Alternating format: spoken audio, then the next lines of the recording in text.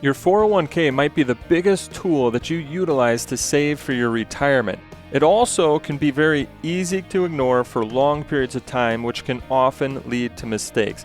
And in today's episode, we're going to talk about 5 mistakes that you want to avoid when it comes to your 401k.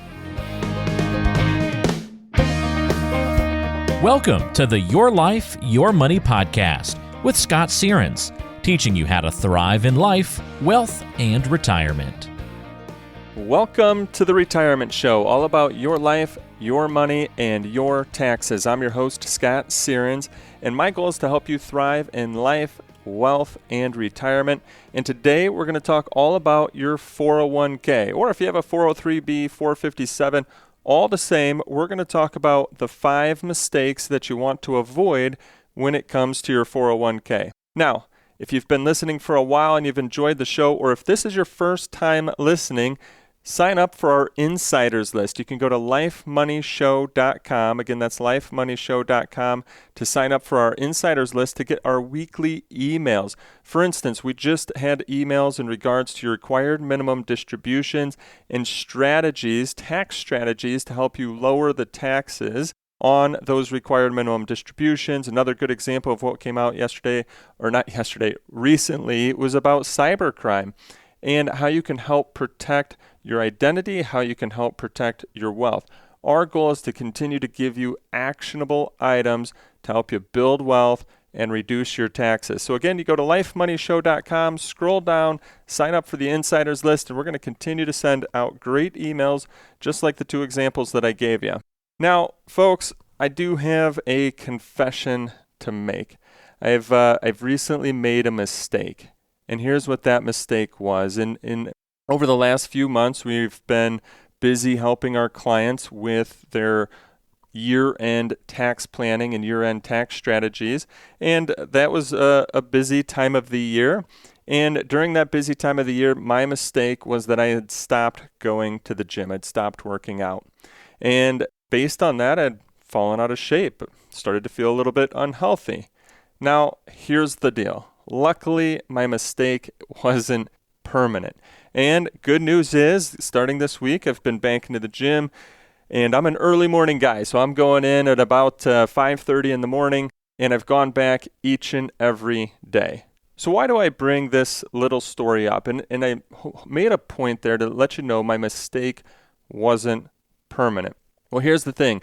I find a lot of times our 401ks or 403bs or 457s, those can be, while they're such an important thing, just like my health is so important, your 401k is such an important retirement savings tool because when your company paycheck is no longer coming in, this is the retirement savings account that you're going to go to start cutting your own personal paychecks to help you maintain your lifestyle in retirement.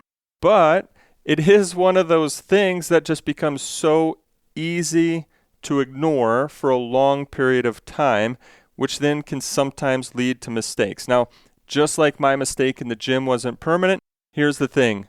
Your potential mistakes with your 401k don't have to be permanent either, and that's why we want to talk about them today. I'm going to talk to you about 5 mistakes that I commonly see made with the 401ks, and hopefully you'll take today's thoughts, take action in your 401k to make sure that you're on that right track. So here we go. Mistake number 1, not taking advantage of the company match. Folks, I hope you're listening to me here.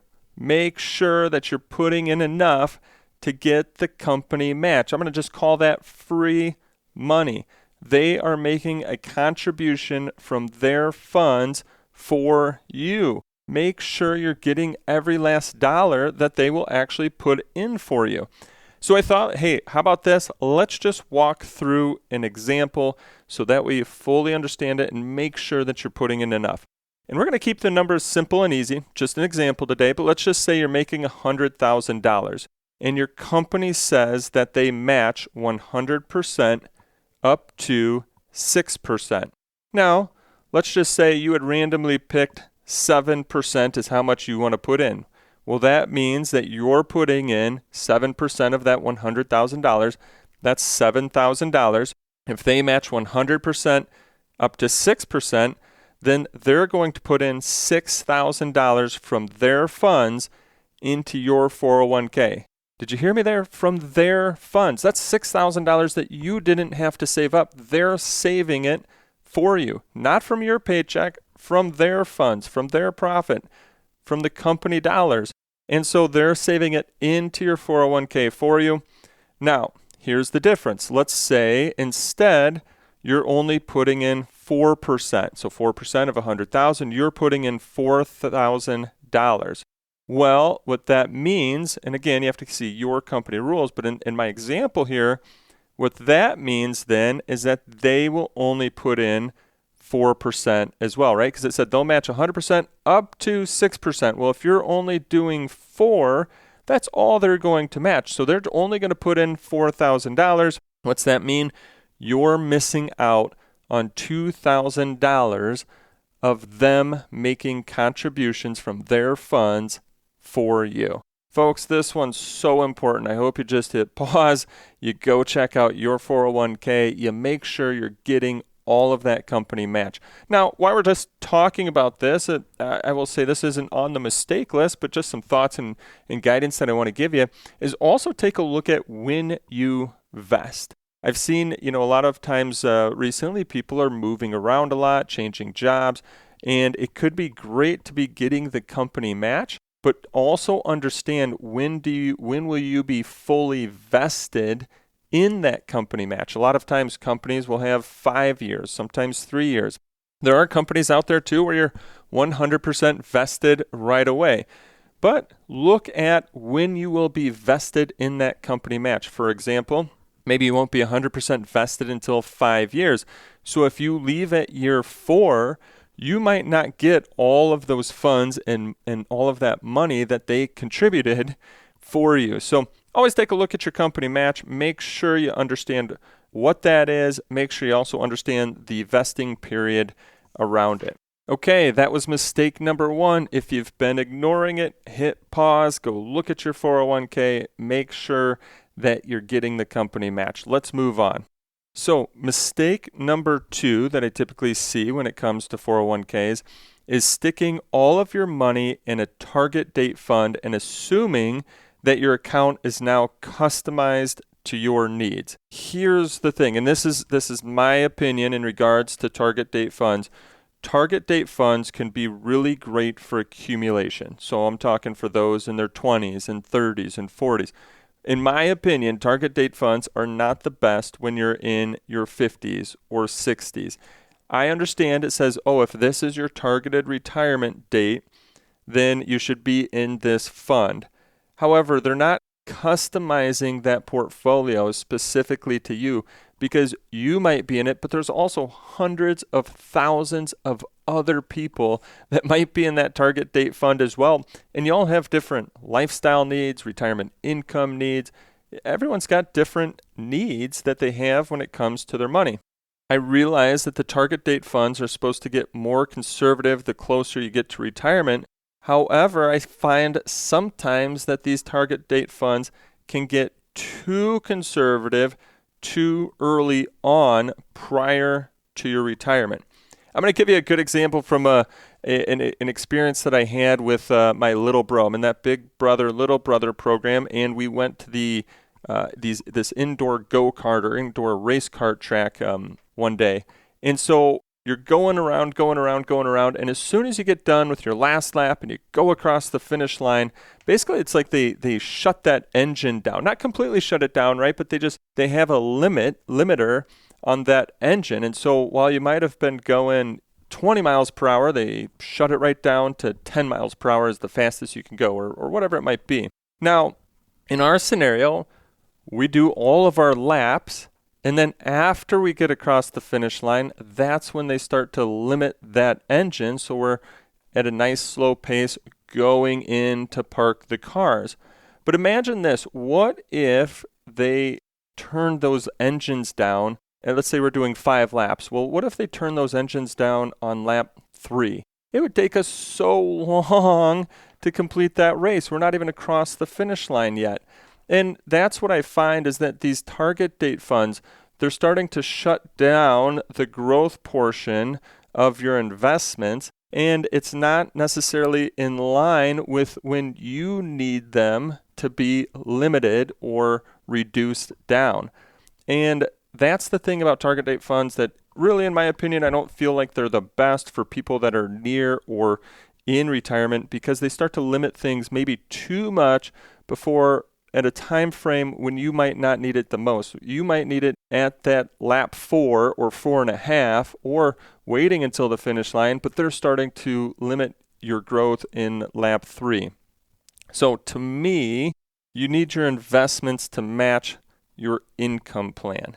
And so that's why I say, hey, target date funds, probably great if you're in your 20s, 30s, 40s, even early 50s. But when you start to get within 10 years of retirement, I would highly suggest moving away from target date funds and moving into a portfolio that's customized to your needs and will supply you with the growth that you need, because you have to remember, even once you retire, you would potentially need your money to last for 10, 20, 30 years or longer. So I know a lot of times people are thinking, well, yeah, I need to get conservative. I'm moving into retirement.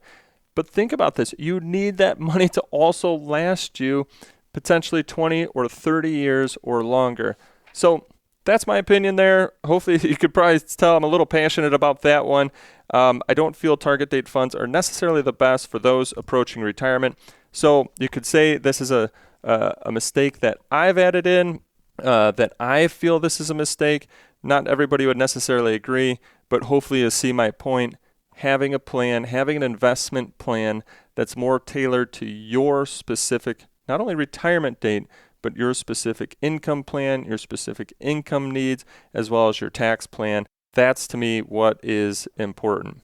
Okay, so let's just say you take my advice and you say, okay, Scott, you're right. I'm moving away from the target date funds. I'm going to make sure I'm in investments that match my specific income plan and my future plan. So you've gone through the list of investment selections available to you. You've made your selections. Mistake number 3, failing to rebalance your portfolio often enough. First off, how much is often enough? Sometimes people would say quarterly. Sometimes people would say semi-annually. Some people would say annually. I'm going to say at least do it annually, especially in your 401k, because 401ks, 403bs, 457s, they're so easy to ignore because we just get into this groove of just the money's getting contributed into it from your paycheck, and so we might forget to pay attention to it. But at least once a year, you want to go in and rebalance your portfolio. Why is that? Well, let's just say, and again, this is an example. I'm not saying this is how your portfolio should be allocated. You need to do what's right for you and your situation. But let's say you had 15% in international equities, 60% in U.S. equities, 25% in fixed income and bond funds. And right now the market's low, but let's just say the market screams back up, but primarily what comes back up is the U.S. equities. And then maybe, fixed income or international equities fall a little bit. And I don't know what's going to happen, but let's just say for our hypothetical situation here, that's what takes place. And next thing you know, if we go back to that scenario that I looked at, or if you just pick back up your statement, you look down and you're like, whoa, I've got 70% in U.S. equities, and I've got 15% in fixed income, and maybe 15% still in international equities. So one went up, one went down. By rebalancing, here's what you're able to do. Your U.S. equities went up. That means you've got gains. You sell high, take advantage of those gains. You now buy that fixed income, which went down and it's low. So rebalancing helps you sell high, buy low, and keep you diversified as you had originally planned. And so that's something that you want to just put a reminder in your calendar, or what a lot of people do, first of the year, go into your 401k account, hit rebalance, or call your 401k provider and ask them to rebalance your account to get back to those proportions that you had originally planned on. That'll help you sell high and buy low. Moving on, mistake number 4 when it comes to your 401k, assuming that the 401k plan views you as the client.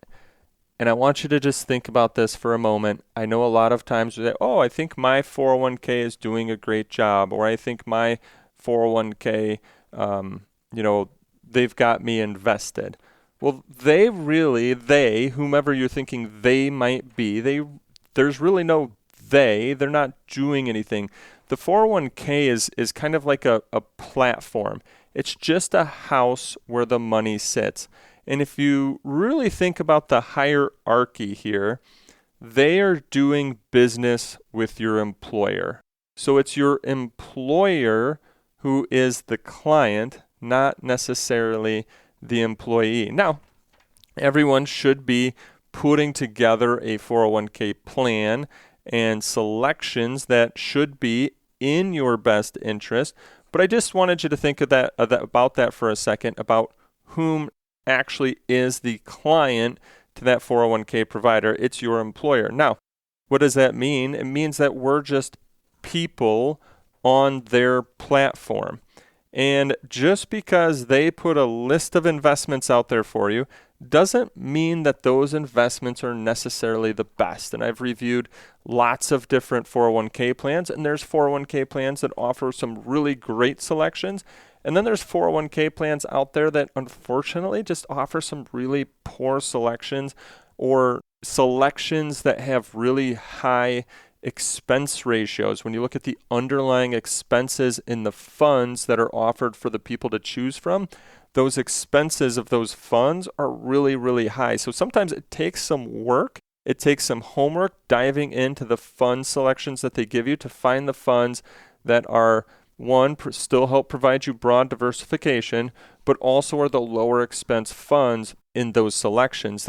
And at the same time, that have shown some sort of performance over time, or that are allocated as you wish. So one is, take a look at that. So for most people, here's what I find is that if you were to ask your HR or the platform that your 401k is on which investments that you should be in, most likely they're going to tell you that they can't provide you any help, that you need to go online, take a look at the different selections, and make your own choices. And that's tough, right? Because what are they showing you? They're just sometimes just showing you history of how these investments have performed, which your eyes could get really big because maybe some have performed really well. But if you just put all of your money into one fund, then you have to understand, are you actually diversified? Do you have your U.S. equity? Do you have your international equity? Do you have your fixed income if you need fixed income? And so it's really hard to understand that. Now, for some plans will offer you some help, but they might also charge you an extra fee to get that help. And then all they're doing for you is just picking the investment selections. You might say, well, that's all I need, Scott. And that's great if that's all you need at that point in time, is just those investment selections. But a lot of times they're not helping you understand when you can retire. How much will you be able to spend in retirement? What do you need to do to reduce your long-term tax burden? And that's why, a lot of times people reach out to us, is to put together that total plan that really answers their questions for them. So when you look at your 401k plan, I just want you to remember that you're not necessarily the client. And just because your company hired them, sometimes it takes a little bit of digging to make sure that you're in the best funds out of what is being offered to you. And a lot of times then what that means is that it makes sense. Sometimes there's pros and cons, right? But it makes sense that when you can, or if you are to leave your employer, that you roll that 401k into an IRA. So what I find is that this leads to mistake number 5 of leaving your money invested in a former employer's 401k plan instead of rolling it into your next employer's 401k or rolling it into an IRA. Now, there's pros and cons to leaving your money where it's at versus rolling it out to an IRA. Let me just talk about some of the pros of rolling it over to an IRA. First off, you are taking control of your money. Now you are the client and you have the world of investment options available to you. Sometimes by rolling your money out into an IRA, the investment options that are available to you could be at a lower cost than what the investment options are in your 401k. The other thing that it allows you to do is consolidate all of your accounts into one location so you can see what you have, build a plan around it, get it diversified, understand how much you can take out of it to live your retirement, and then also understand what tax strategies that you can take advantage of as well to put yourself in the best position possible and reduce your long-term tax burden. Now, one of the things that I find or sometimes hear, and I'm going to tell you a recent story, is that people feel like, oh, well, if I take all of these old 401ks and roll them into an IRA, I don't know about that because I'm putting in all of my eggs in one basket. And they feel like having their eggs in multiple baskets is what keeps them diversified.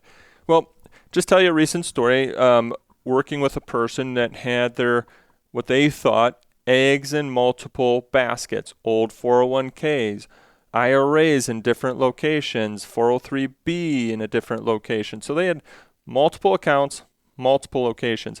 When we did the review on those accounts and started breaking it down, here's what we found. Even though they thought they had eggs in different baskets, they had the same eggs in those different baskets. Here's what I mean. Even though they thought, oh, well, with this person I own this mutual fund, with this person I own this ETF, and with this person I own, this mutual fund, all of those mutual funds still owned Apple. All of those mutual funds still owned Microsoft. All those mutual funds still owned Facebook.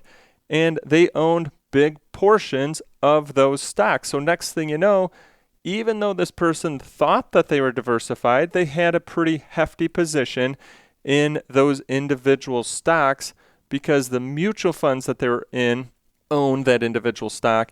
And next thing you know, they just had overlap through these different accounts.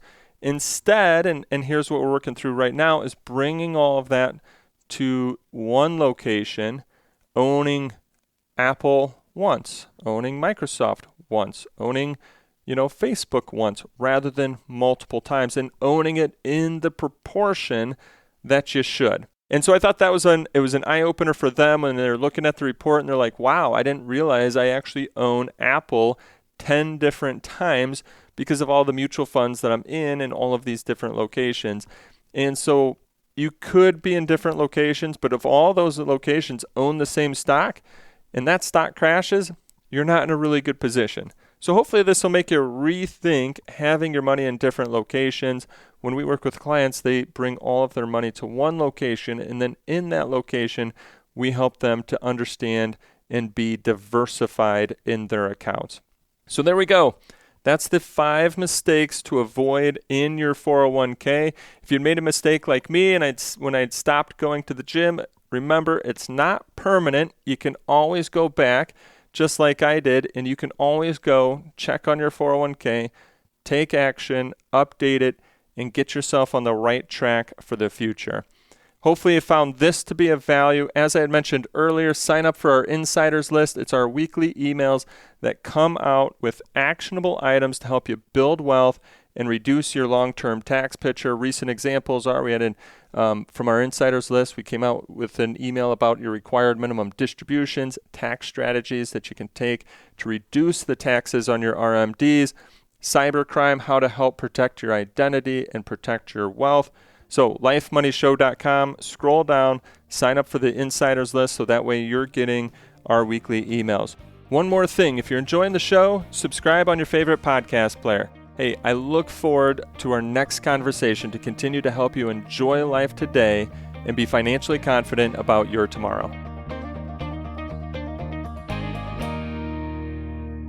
Investment advisory services made available through AE Wealth Management, LLC, AEWM. AEWM and Searns Financial Group, Inc. are not affiliated companies. Insurance products are offered through the insurance business Searns Financial Management, Inc. Searns Financial Group, Inc. is an investment advisory practice that offers products and services through AE Wealth Management, LLC, AEWM, a registered investment advisor. AEWM does not offer insurance products. The insurance products offered by Searns Financial Management, Inc. are not subject to investment advisor requirements. AEWM and Searns Financial Group, Inc. are not affiliated companies. Investing involves risk, including the potential loss of principal. Any references to protection, safety, or lifetime income generally refer to fixed insurance products, never securities or investments. Insurance guarantees are backed by the financial strength and claims-paying abilities of the issuing carrier. This podcast is intended for informational purposes only. It is not intended to be used as a sole basis for financial decisions, nor should it be construed as advice designed to meet the particular needs of an individual situation. Searns Financial Group, Inc. is not permitted to offer, and no statement made during the show shall constitute tax or legal advice. Our firm is not affiliated with or endorsed by the U.S. government or any governmental agency. The information and opinions contained herein provided by third parties have been obtained from sources believed to be reliable, but accuracy and completeness cannot be guaranteed by Searns Financial Group, Inc. Bond obligations are subject to the financial strength of the bond issuer and its ability to pay. Before investing, consult your financial advisor to understand the risk involved with purchasing bonds.